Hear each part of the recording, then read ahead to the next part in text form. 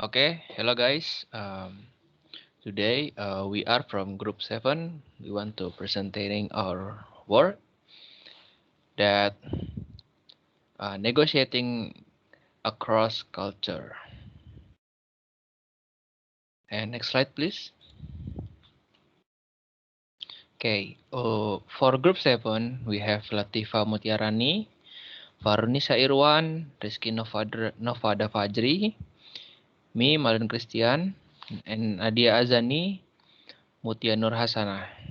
Okay, for the next slide will be presented by Latifa. So, Latifa, time is yours. Thank you, Tian. For the first material is definition of negotiation. Negotiation is an activity between two or more parties to reach a mutual agreement. By the definition, negotiation can be interpreted as a process carried out by several parties to resolve problems, conduct negotiation to reach a joint decision, conduct bargaining activities to obtain certain benefits, or resolve problems for certain benefits. Next slide, please. The second material is characteristic in negotiation. Characteristic in negotiation involve people. It can be individual, organization, and group. Has a threat of conflict from the beginning until an agreement is reached. Face-to-face that contains spoken language, gesture, and expression. Relates to the future or something that hasn't happened yet. A negotiation ended with an agreement taken by both parties. Next slide. Negotiation in cross-cultural management discussion. These negotiations are closely related to international aspect. To context distinguish international negotiation is life context. Life context include factors over which the negotiator has control, for example, relative power negotiation, conflict level, relationship between negotiator, desired result, and stakeholder. And environmental context. There are 7 factors related to this context. First, pluralism, politics, and law. Second, international economic. Third, foreign government and bureaucracy. Four, instability. Five, in ideology. Six, culture. And the last is external stakeholder. The next material will be presented by my friend. Thank you, Latifa. The next material is about cultural concept in negotiation. Culture is shared value and cross-cultural comparison formed by establishing the essential norms and values that distinguish one culture from another and understanding how these differences will affect international negotiation. Next. Dimension then that explains differences between cultures. Number 1, individualism or collectivism. This concept is primarily oriented to the discussion of processes, outcomes, and preferences of negotiation. Second one, power distance. Greater power distance will concentrate more on decision making. Third, masculinity or femininity. Cultures differ in the degree to which individuals hold to the values that are promoted, whether related to career success or quality of life.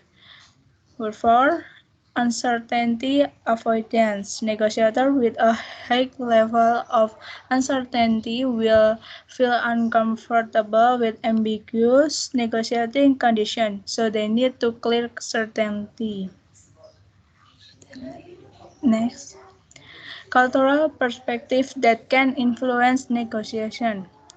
A. How culture is defined. B. How are opportunities negotiated? C. Selection of negotiators. D. Communication. E. The nature of the agreement. F. Emotionalism. The next slide will be presented by my friend.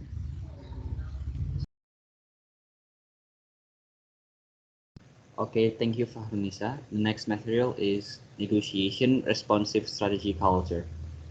There is three cultures that exist for negotiation responsive strategy. The first one is low familiarity, which is hiring agents or bringing in mediators. Negotiation are carried out using an approach.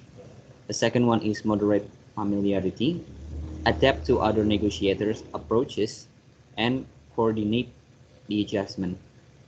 And the last is high familiarity, which is embrace the approach of other negotiators, improvise the approaches, and symphony effects. Next slide, please. The next one is bilateral negotiation. Bilateral negotiation involves two parties. One of the applications of bilateral negotiation on policies that exist in the world can be analyzed through the Camp David negotiation.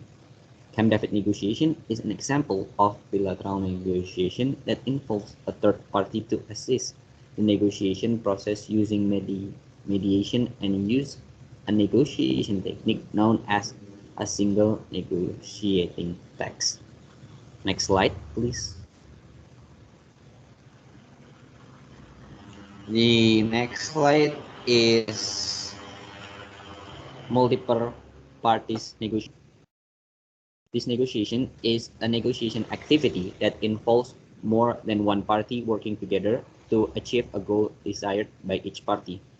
In this multi-party negotiation, many parties are involved so that more issues will be discussed, because there are many different views from each party on the same issues.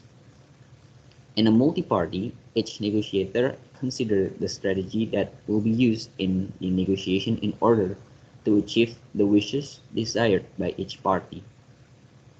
In organizing multiple party negotiation, there are three important steps. Namely, the first one is pre-negotiation, the second one is actual negotiation, and the last one is managing the agreement. Next slide, please. Okay, the next slide will be presented by Mutiara. Time is yours, Mutiara. Thank you, Rizky Novada, for the time. So next is there is uses in negotiation. One, the role of mood and personality traits in negotiation. Negotiators who are in a positive mood and thinking will get better results than those who are not. Happy negotiators tend to trust the other party more, thus getting more input decision making. The results of the assessment of the negotiation personality relationship show that personality traits do not have a significant direct influence on the bargaining process or the outcome of the negotiations. 2. Gender differences in negotiation. The popular stereotype held by many people is that women are more cooperative and agreeable in negotiations than men. However, men were found to be able to negotiate better outcome than women, although the differences were relatively small. 3. Cultural differences in negotiations. Negotiation styles vary from culture to culture. Experienced negotiators often to use their method to their advantage by styling negotiations and forging friendships that depend on final statement. 4. Third parties negotiation. Sometimes individual or groups representatives reach an impasse and are unable to resolve their differences through direct negotiations. In such cases, they can turn to a third party to help find a solution as the mediator. Next slide, please. Next, negotiations in various countries. 1. American styles of negotiation. American negotiators tend to be competitive in their approach to negotiations, including coming to the table with a fallback position, but beginning with an unrealistic offer. Be energetic, confident, and persistent. They enjoy arguing their positions and see things universally. They like to talk about broad application of ideas, concentrate on one problem at a time, focus on areas of disagreement, not areas of commonality or agreement. Last, like closer and certainly rather than open-endedness or fuzziness. 2. Japanese styles of negotiation. The following values tend to influence Japanese communication, focus on group goals, interdependence, and a hierarchical orientation. In negotiations, these values manifest themselves in awareness of group needs and goals, and deference to those of higher status. Japanese negotiators are known for their politeness, their emphasis on establishing relationships, and their indirect use of power. 3. Chinese styles of negotiation. To the Chinese in Taiwan, it was important that the negotiator be an interesting person who shows persistence and determination. Next slide, please.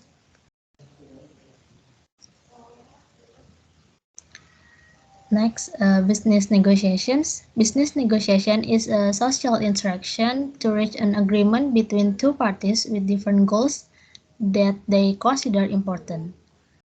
Next slide will be presented by Nadia Azani. Time is yours.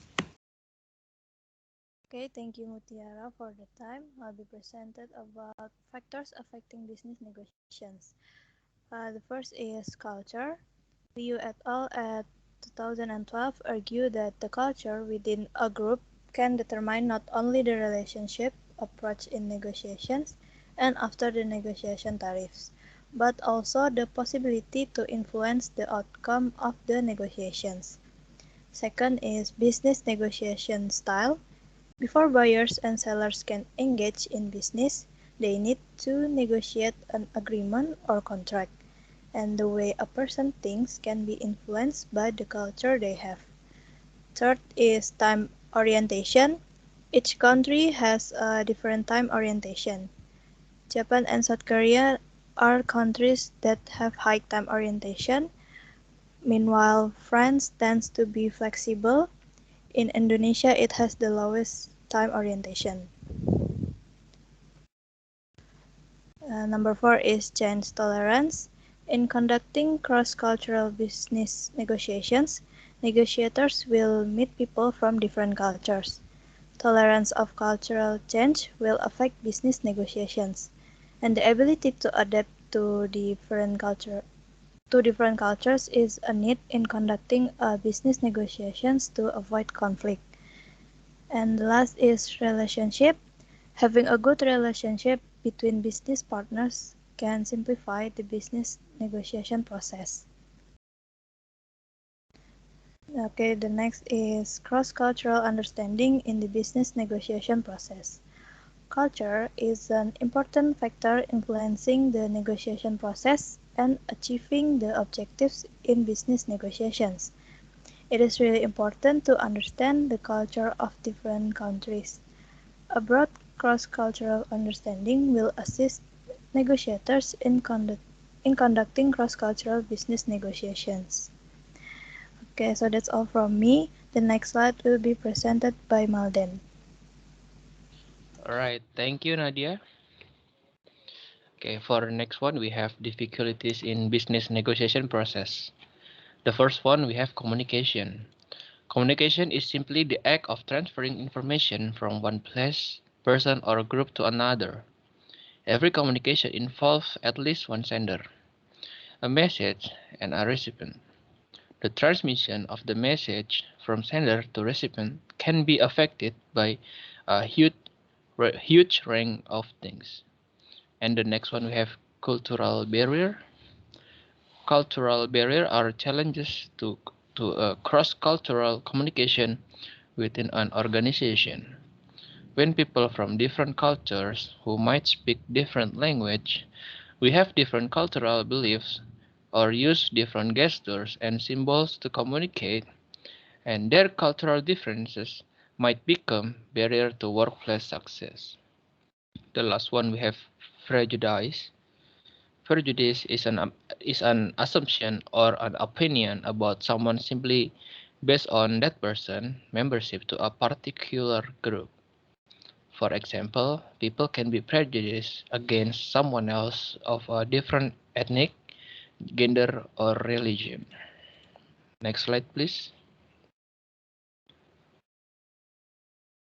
Okay, for the conclusion, negotiation is a form of communication to reach an agreement or an agreement between two or more parties. In an international context and scope with various cultural diversity, a proper management in negotiation is needed. The success of the negotiation is determined by the ability of the negotiator to recognize and position themselves with the culture of the country concerned. So, analysis and strategy formation is needed to realize the best agreement for both parties. Next slide, please. I think that's it for our presentation today, and thank you guys. I hope the material that we bring to you about negotiation across cultures can be more understanding by all of you guys. I think that's it. Thank you for the presentation, and thank you for your attention, guys. Goodbye.